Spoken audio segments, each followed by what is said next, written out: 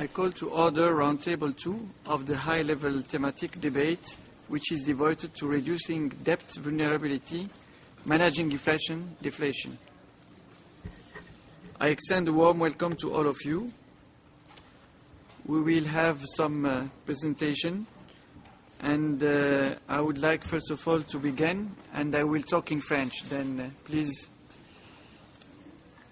Alors, je voudrais tout d'abord vous remercier d'être parmi nous aujourd'hui pour cette rencontre et vous dire que cette rencontre intervient dans un contexte mondial marqué par une crise qui perdure et dont l'issue tarde à se concrétiser d'une manière franche, dans une période d'instabilité financière importante, de volatilité de prix et de crise géopolitique dont l'impact reste difficilement mesurable. C'est dans ce contexte que l'exigence d'une relance économique pose la question de l'importance des marges budgétaires suffisantes pour mener des politiques contracycliques. Paradoxalement, les pays touchés par la crise, notamment les grands pays, et qui n'avaient pas ces marges, ont adopté depuis 2009 des mesures et des plans de relance de grande envergure qui ont fini par réduire d'une manière drastique leur capacité budgétaire, d'où des déficits budgétaires développés. Alors la vigilance sur la soutenabilité de la dette reste donc de mise et un intérêt particulier devrait être accordé à l'évolution de l'inflation qui peut engendrer une augmentation des taux d'intérêt, notamment dans un contexte où beaucoup de pays enregistrent des déficits budgétaires. À cet égard, l'arbitrage budgétaire se fait généralement au détriment des secteurs sociaux, ce qui pourrait freiner l'atteinte des objectifs du millénaire. En outre, les problèmes qui surgissent au niveau de la balance des paiements et qui peuvent être conjugués dans certaines situations à une baisse de la demande intérieure peuvent engendrer d'importantes pannes de croissance. Et à terme, des risques de perte de souveraineté et d'éviction pour le financement des économies peuvent se poser. En fonction des situations, la question de l'endettement interpelle des solutions qui impliquent des mesures et des politiques propres à chaque pays et où parfois des constructions appelant à des degrés divers des institutions suprarégionales, voire mondiales.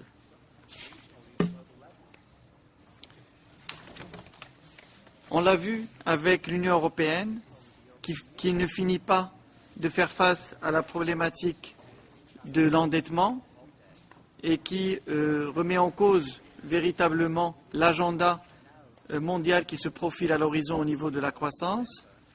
C'est le cas également des marchés émergents qui sont parvenus à développer un modèle de croissance avec un endettement maîtrisé. Et dans le cadre de l'Afrique, les efforts initiés durant les 2 dernières décennies, l'encours total de la dette extérieure est passé de 66% du revenu national brut en 2000 à 22,9% en 2009, ce qui est bien au-dessus du seuil de viabilité de 60%. Aujourd'hui, donc, l'endettement ne représente plus un handicap au développement dans les pays de l'Afrique. Les performances de croissance au cours des 3 dernières années en témoignent, avec une croissance supérieure à 5%. Et les recettes pétrolières élevées et l'allègement de la dette ont été utilisés pour faire des progrès vers les objectifs du millénaire pour le développement.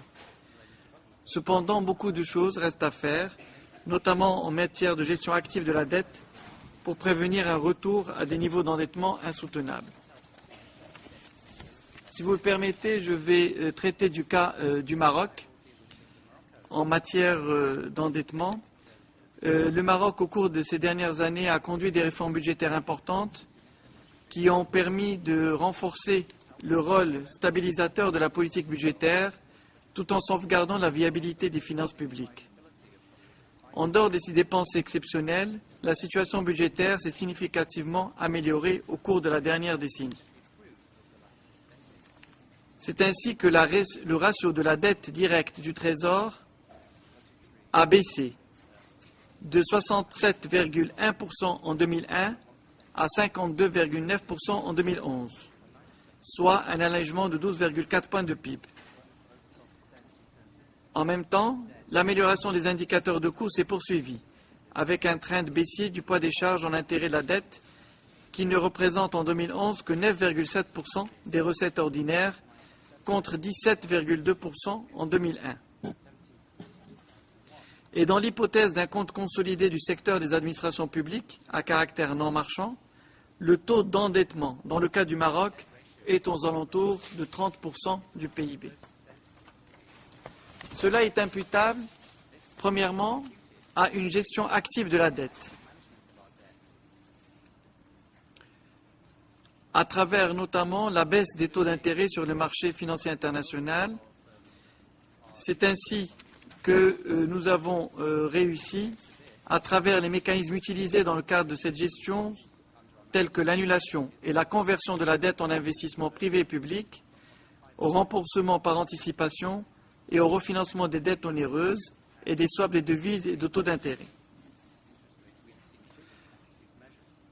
Nous avons également, à travers développé le développement du marché intérieur de la dette et développé la mobilisation de l'épargne nationale pour contribuer au développement des secteurs non bancaires, avec une forte progression de la part des bons du Trésor à long terme pour atteindre des niveaux importants en 2011. C'est ce qui fait qu'aujourd'hui, le risque lié au refinancement de la dette demeure limité, dans la mesure où la dette à court terme ne représente que 14% en 2011, et le risque lié au taux d'intérêt est limité puisque la dette du Trésor à taux variable ne dépasse pas les 7% de l'encours total de la dette, ainsi que le risque de change qui a été particulièrement limité.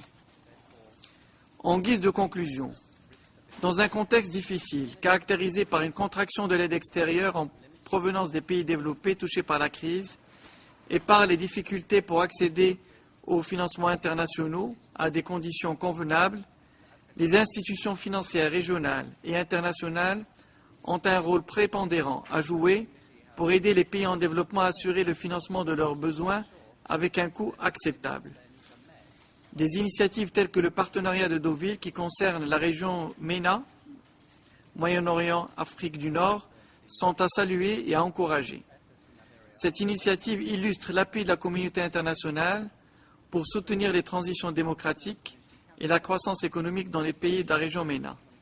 Ce type d'action, portant notamment sur l'appui budgétaire et à la balance des paiements, ainsi que sur l'octroi de garanties pour faciliter l'accès de ces pays aux financements internationaux, est de nature à soutenir la reprise économique et à restaurer une croissance forte, durable et équitable.